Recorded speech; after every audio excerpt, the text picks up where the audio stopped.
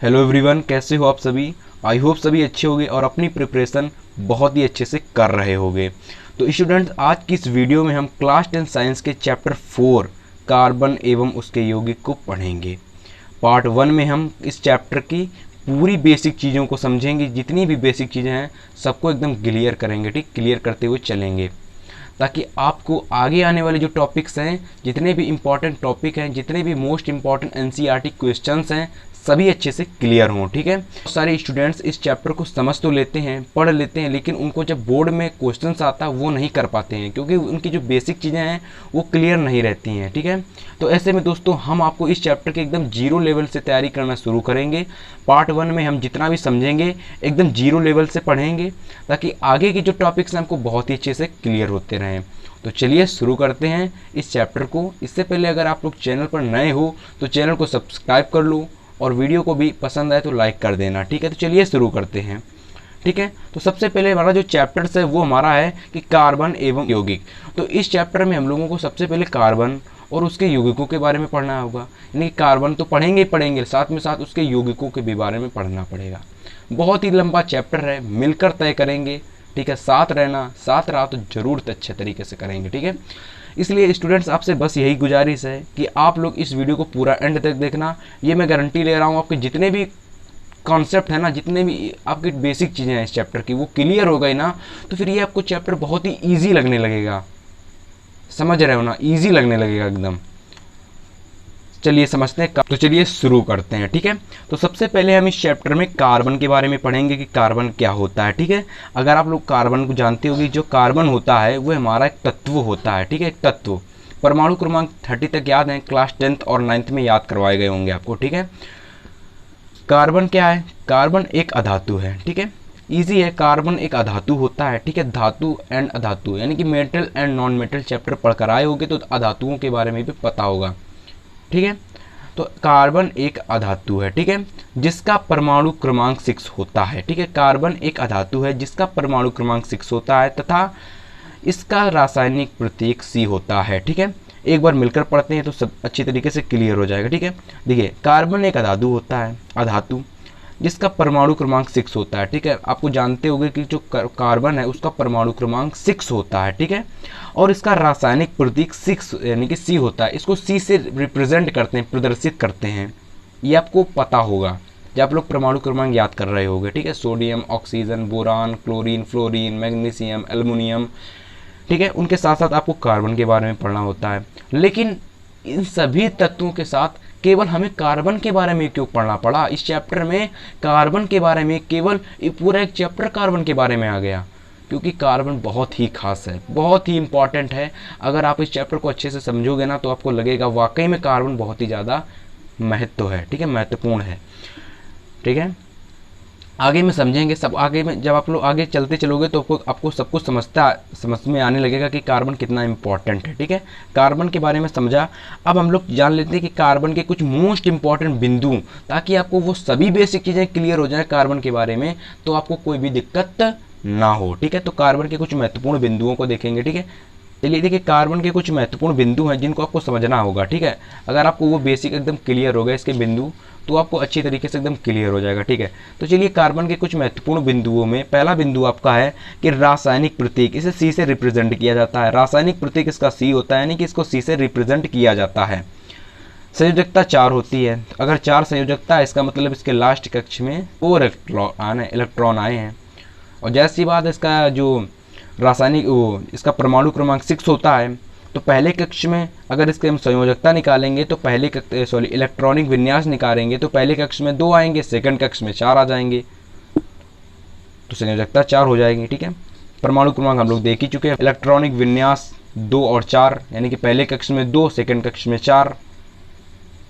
ये भी क्लियर है, 4 टॉपिक क्लियर हो गए, यानी कि 4 बिंदु क्लियर हो गए कार्बन के बारे में। पांचवा बिंदु है कि परमाणु द्रव्यमान, यानी कि परमाणु द्रव्यमान इसका 12.0107% होता है। याद कर लो, परमाणु द्रव्यमान 12.0107% होता है, यानी कि 07 होता है, परसेंट नहीं होता है, परसेंट नहीं कह सकते हैं। परमाणु द्रव्यमान 12.0107 होता है किसका? कार्बन का। ठीक है, तो महत्वपूर्ण बिंदु क्लियर हो चुके हैं कि कार्बन क्या है। कार्बन एक अधातु है जिसका परमाणु क्रमांक 6 होता है तथा इसका रासायनिक प्रतीक C होता है। ठीक है, ये तो महत्वपूर्ण कार्बन के बारे में हम लोगों ने जाने। ठीक है, कार्बन के बारे में जितनी भी बेसिक चीज़ थी वो आप लोग समझ चुके हो। अब हम लोग कुछ नई कार्बन के बारे में पढ़ना पड़ेगा, यानी कि कार्बन के बारे में तो पूरा चैप्टर ही है। जो छोटी छोटी चीज़ें हैं ना कार्बन के बारे में, वो नहीं पढ़नी पड़ेंगी अब। ठीक है, अब कुछ देख लेते हैं कार्बन की उपस्थिति, कि कार्बन कितना ज़्यादा पाया जाता है। कार्बन की उपस्थिति देखेंगे, कार्बन कितने %, कितनी मात्रा में कहाँ कहाँ पर पाया जाता है। चलिए देखते हैं, देखिए कार्बन की उपस्थिति। ठीक है, कार्बन की उपस्थिति यानी कि कार्बन की उपस्थिति, कार्बन कितनी मात्रा में कहाँ पर पाया जाता है। तो पहला पॉइंट आपका है कि जमीन के नीचे पाए जाने वाले खनिजों, जमीन के नीचे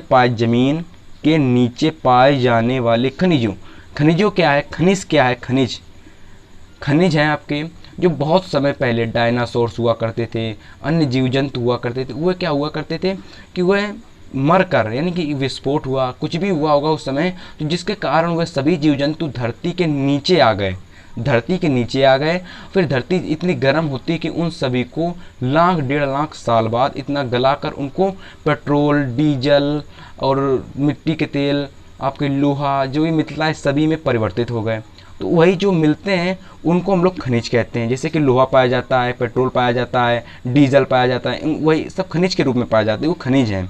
ठीक है, तो लिखा भी हुआ है कि जमीन के नीचे पाए जाने वाले खनिजों जैसे कार्बोनेट के रूप में। अब जैसे पेट्रोल, अब जैसे आपकी धातु पाई जाती हैं, जैसे आपकी बात कर लें कि आपकी जो जितनी भी धातुएं पाई जाती हैं सब में कुछ ना कुछ कार्बोनेट होता है, कार्बन जरूर होता है। तो जब उनमें कार्बन होता है तो हम लोग कह सकते हैं कि कार्बन भी उनमें पाया जाता होगा। कार्बन है तो जाहिर सी बात है कार्बन तो पाया जाता ही है। अब लेकिन वो कितनी मात्रा में पाया जाता है, मतलब कि सभी धातुओं में कार्बन होता है तो उन सभी को जोड़कर वो कितनी मात्रा में पाया जाता है। तो देख सकते हो कार्बोनेट के रूप में पाया जाता है, हाइड्रोजन कार्बोनेट के रूप में पाया जाता है, कोयले व पेट्रोलियम के रूप में पाया जाता है। वो कितना % पाया जाता है, 0.02% कार्बन पाया जाता है जमीन के नीचे निकाले गए खनिजों से। ठीक है, तो टोटल कितने, अब इसको हम सीधे शब्दों में कह सकते हैं स्टूडेंट्स कि ये हमारे भूपर पट्टी में 0.02% पाया जाता है। कितना, 0.02% कार्बन भूपर पट्टी में पाया जाता है। आई होप सभी को इतना क्लियर हो गया होगा कि भूपर पट्टी में कार्बन 0.02% पाया जाता है। ठीक है, तो ये इसका सेकंड का पॉइंट देख लेते हैं अब हम। चलिए सेकंड पॉइंट हमारा है कि वायुमंडल में उपस्थिति। वायुमंडल जानते हो ना, जहाँ पर आपकी ऑक्सीजन, कार्बन डाइऑक्साइड सभी उपस्थिति होती हैं। ऑक्सीजन भी उपस्थित होती है, कार्बन डाइऑक्साइड भी उपस्थित होती है, वही वायुमंडल होता है हमारा। ठीक है, तो वायुमंडल में उपस्थिति कार्बन डाइऑक्साइड ऑक्सीजन में 0.03% पाया जाता है। यानी कि कार्बन डाइऑक्साइड और ऑक्सीजन जो जहाँ पर उपस्थित होती हैं वह वायुमंडल होता है, और वही वायुमंडल में कार्बन जो होता है 0.03% पाया जाता है। तो सीधे शब्दों में हम कह सकते हैं कि वायुमंडल में 0.03% आपका कार्बन पाया जाता है। ठीक है, तो ये तो आपको क्लियर हो गया होगा कि कार्बन की उपस्थिति कितनी % है। भूपर पट्टी में बात करें तो 0.2% पाया जाता है, वहीं अगर वायुमंडल की बात करें तो 0.03% पाया जाता है। अब आप कहोगे कि ये कार्बन इतना कम पाया जाता है फिर भी हमें इसके बारे में इतना ज़्यादा पढ़ना पड़ता है। तो अगर हम बात करें ये 0.03% जो आपको समझ में आ रहा है ना, ये बस समझने का है। अगर आप लोग सोचो कि कहा नहीं जाता कि जब मनुष्य अपनी बुद्धि का केवल 1 से 2% उपयोग करता है तब इतना ज़्यादा इंटेलिजेंट है। जब मानव अपनी बुद्धि का 2 से 3% केवल यूज़ करता है तब वो इतना ज़्यादा इंटेलिजेंट है कि उसने क्या से क्या कर दिया, सौरमंडल पर जाने की तिथि बना ली, सैटेलाइट बना ली। तो समझो कार्बन तो 0.03% है, 0.03%, तो ये कितना ज़्यादा होगा। ठीक है, तो वही चीज़ मैंने उदाहरण देकर आपको समझाई यहाँ पर। ठीक है, तो वायुमंडल में जितना भी कार्बन है वो बहुत ही ज़्यादा मात्रा में है, ये कम सी मात्रा बहुत ही ज़्यादा मात्रा है, ये समझ लो बस आप लोग। ठीक है, अब हम देखते हैं कि इसका रासायनिक आबंध, जो हमारा मोस्ट इंपॉर्टेंट टॉपिक है, रासायनिक आबंध। अभी तक हम जितना पढ़ते आए हैं वो अगर हम बात करें तो बोर्ड एग्जाम के नहीं है, लेकिन अगर हम बात करें यह रासायनिक आबंध, ये बहुत ज़्यादा इंपॉर्टेंट है और ये डायरेक्ट आपसे बोर्ड एग्जाम में पूछे जाते हैं। रासायनिक आबंध समझ रहे हो ना, तो रासायनिक आबंध की परिभाषा समझेंगे और इसके कितने प्रकार हैं वो भी समझेंगे। ठीक है, चलिए इसकी परिभाषा क्या है कि रासायनिक आबंध, यानी कि रासायनिक आबंध, यहाँ पर ये लिखा हुआ है ऊपर, रासायनिक आबंध वह परिघटना है जिसमें दो या दो से अधिक तत्व, यानी कि दो या दो से अधिक परमाणु या अणु यानी कि अणु या परमाणु एक दूसरे से आकर्षित होकर और जुड़कर एक नया आयन बनाते हैं, उसे रासायनिक आबंध कहते हैं। मेरे लाल, समझ में आया कि रासायनिक आबंध क्या होता है कि दो या दो से अधिक, यानी कि एक या एक से अधिक अणु या परमाणु आपस में जुड़कर आकर्षित होकर एक आयन बनाते हैं, जिससे कहते हैं रासायनिक आबंध। अब बात करते हैं कि रासायनिक आबंध कितने प्रकार के होते हैं, तो वह होते हैं 2 प्रकार के, ठीक है। और मैं ये सोच कर चल रहा हूँ कि आप लोग इसके नोट्स और स्क्रीनशॉट्स लेते चल रहे होंगे, ठीक है। तो स्क्रीनशॉट लेते चलना, मुझे बताने की ज़रूरत ना पड़े, ठीक है। बात करें रासायनिक आबंध कितने प्रकार के होते हैं, तो 2 प्रकार के होते हैं। कितने? 2 प्रकार के होते हैं। कितने प्रकार के होते हैं? टोटल 2 प्रकार के रासायनिक आबंध आपके होते हैं। चलिए देखते हैं कौन कौन से प्रकार के होते हैं, ठीक है। ये देखिएगा, रासायनिक आपके आबंध 2 प्रकार के होते हैं, ठीक है। रासायनिक आबंध आपके 2 प्रकार के होते हैं। पहला होता है आयनिक आबंध, दूसरा होता है सहसंयोजी आबंध।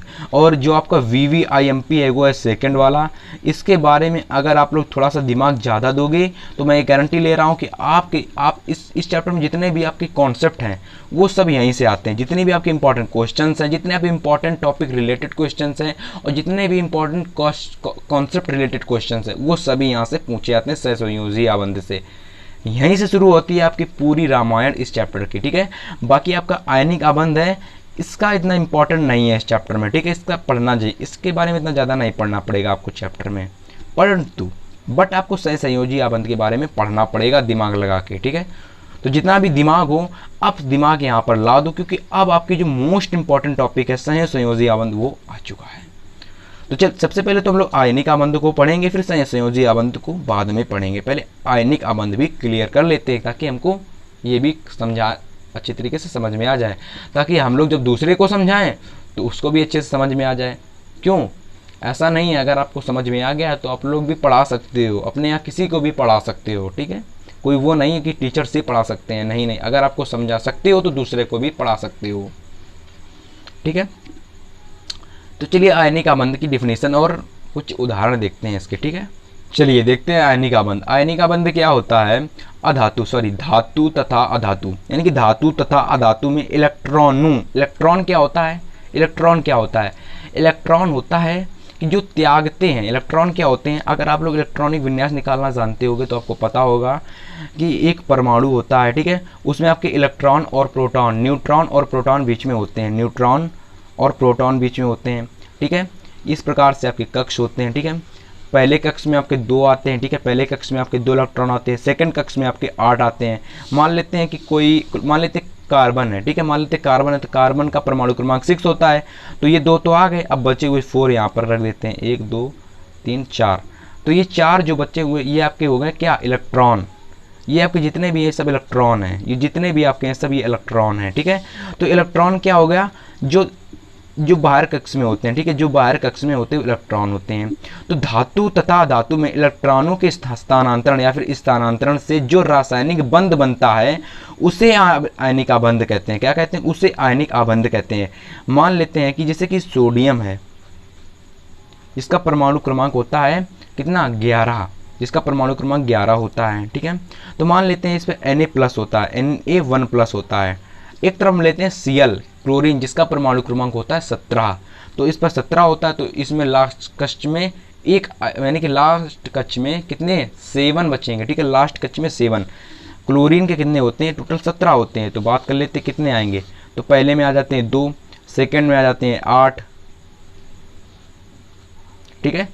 थर्ड में आ जाते हैं 7, ठीक है, 7।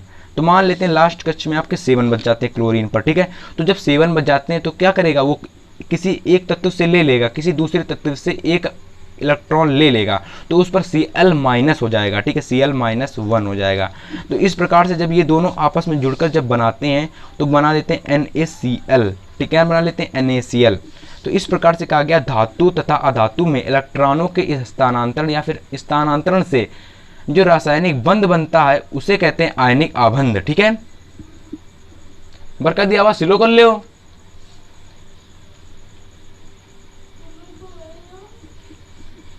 तो स्टूडेंट्स अब हम इसका एक एग्जांपल भी आपके लिए समझा देते हैं। ठीक, एक ही एग्जांपल लाए हैं, बाकी आप लोग इतने स्टूडेंट समझदार हो ही कि आपको इसको एग्जांपल कहीं से भी ढूंढकर निकाल सकते हो, गूगल ऊपर पर देख लेना, मिल जाएंगे। ठीक है, पहला एग्जांपल है हमारा कि सोडियम एक धातु है, क्लोरीन एक अधातु है। जब इसको मैंने एग्जाम्पल जो बताया आपको वही एग्जाम्पल है, आपको नोट कर लेना है। ठीक है, और ये आपको क्या, ये आपको समीकरण संतुलित करके बताया गया कि 2 इधर हैं, तो यानी कि सोडियम पर 2 चार्ज है, क्लोरीन पर 2 ऑलरेडी पहले से हैं ही। अब जब यहाँ पर इसको 2 रख देंगे तो Na पर पास 2 आ जाएंगे और क्लोरीन के पास 2 आ जाएंगे, तो समीकरण बैलेंस हो जाएगी। ठीक है, तो आयनिक आबंध की डिफिनीशन आपको अच्छे से क्लियर हो गई होगी, और बस इसके बारे में इतना ही इस चैप्टर में पढ़ना होगा, बाकी आपको नहीं पढ़ना है। अगर आप पढ़ना चाहते हो NCERT बुक को उठाकर देख लो, वहाँ से पढ़ सकते हो, बाकी आपको कोई फ़ायदा नहीं होगा। पढ़ना है तो सहसंयोजी आबंध को दिमाग खोल कर पढ़ो, कहीं से भी पढ़ो लेकिन दिमाग खोल कर पढ़ो। ठीक है, सहसंयोजी आबंध जो हमारा मोस्ट इंपॉर्टेंट टॉपिक है उसको देखते हैं। चलिए सहसंयोजी आबंध को देखते हैं। सहसंयोजी आबंध की डिफिनीशन बहुत अच्छे से समझना, बहुत अच्छे से समझना। मैं गारंटी ले रहा हूँ कि आपको सहसंयोजी आबंध 100% आपको 15 मार्क्स, यानी कि इस चैप्टर से आपको 15 मार्क्स मिलते हैं, तो सहसंयोजी आबंध आपका पूरा 15 मार्क्स पर रिलेटेड है, क्योंकि आगे के सभी चीज़ सहसंयोजी आबंध पर आधारित हैं। तो 15 मार्क्स आपका केवल ये टॉपिक देगा मेरे लाल, सहसंयोजी आबंध। तो इसको पढ़ना बहुत ही ज़्यादा जरूरी है। ठीक है, सहसंयोजी आबंध क्या होता है कि 2 परमाणुओं के इलेक्ट्रॉनों के द्वारा, 2 परमाणुओं के इलेक्ट्रॉनों के द्वारा बने रासायनिक आबंध को सहसंयोजी आबंध कहलाते हैं, यानी कि सहसंयोजी आबंध कहते हैं। अब आपको इलेक्ट्रॉन तो पता ही हो गया होगा क्या होते हैं, जो त्यागते हैं और जो ग्रहण करते हैं होते इलेक्ट्रॉन होते हैं। ठीक है, जो बाहरी कक्ष में होते हैं पाए जाते हैं इलेक्ट्रॉन पाए जाते हैं। ठीक है, तो क्या है डिफिनीशन, 2 परमाणुओं के इलेक्ट्रॉनों के द्वारा बने 2 परमाणु होते हैं, कोई त्यागता है और कोई ग्रहण करता है, तो उन दोनों के द्वारा बने रासायनिक आबंध सहसंयोजी आबंध कहलाते हैं। ठीक है, अब इसके बारे में हम लोग पढ़ चुके डिफिनीशन क्या होती है। ठीक है, तो अब हम लोग पढ़ेंगे रासायनिक आबंधों के प्रकार, यानी कि सहसंयोजी आबंधों के प्रकार, जो कि मोस्ट इंपॉर्टेंट है इस चैप्टर में। ठीक है, तो देखिएगा सहसंयोजी आबंध के प्रकार कितने होते हैं। ये प्रकार 3 प्रकार के होते हैं, 3 पार्ट्स। सहसंयोजी के आबंध के 3 प्रकार होते हैं मेरे लाल। फर्स्ट होता है आपका एकल सहसंयोजी आबंध। ठीक है, क्या होता है एकल सहसंयोजी आबंध। दूसरा होता है द्विसहसंयोजी आबंध, और तीसरा होता है त्रिसहसंयोजी आबंध। तो इस प्रकार से हमारे सहसंयोजी आबंध के 3 प्रकार जो हैं वो बहुत ही अच्छी तरीके से समझ में आ गए। लेकिन इसके बारे में डिटेल में अगर पढ़ना है तो आपको चैनल को सब्सक्राइब कर लेना है, क्योंकि इस पार्ट में मैं आपको सब कुछ नहीं बताऊंगा, केवल बेसिक क्लियर करने आया था इस पार्ट में मैं। तो इसलिए आपको पार्ट 1 में जो पढ़ने को मिला, पार्ट 1 में, ठीक है, वो एकदम बेसिक चीज़ें समझने को मिली। कार्बन क्या है, उसके महत्वपूर्ण बिंदु क्या हैं, उसकी उपस्थिति क्या है, आबंध क्या होते हैं, रासायनिक आबंध क्या होता है, सहसंयोजी आबंध क्या होता है, आयनिक आबंध क्या होता है, इन सभी के बारे में पढ़ा। लेकिन कल की वीडियो में, लेकिन पार्ट 2 में, पार्ट 3 में, पार्ट 4 में आपको पढ़ने के मिलेंगे कुछ मोस्ट इंपॉर्टेंट कॉन्सेप्ट। ठीक है, इसके लिए आपको चैनल को सब्सक्राइब कर लेना है। ठीक है, तो अब हम लोग जो कल की वीडियो में पढ़ेंगे एकल आबंध के बारे में पढ़ेंगे, यानी कि एकल सहसंयोजी आबंध के बारे में, द्विसहसंयोजी आबंध के बारे में पढ़ेंगे, और अगर समय रहा तो त्रिसंयोजी आबंध के बारे में भी पढ़ेंगे। क्योंकि आप कहोगे इतने बड़ी वीडियो में केवल 2 टॉपिक, अरे बहुत बड़े बड़े टॉपिक हैं ये दोनों, यानी कि तीनों ही, इसलिए थोड़ा समय लग सकता है। ठीक है, तो आपको चैनल को सब्सक्राइब करके रखना है। ठीक है, तो आई होप सभी को ये वीडियो अच्छी लगी होगी स्टूडेंट्स। ठीक है, तो वीडियो को लाइक कर देना और अपने फ्रेंड्स के साथ शेयर कर देना। चलिए इस वीडियो को एंड करते हैं।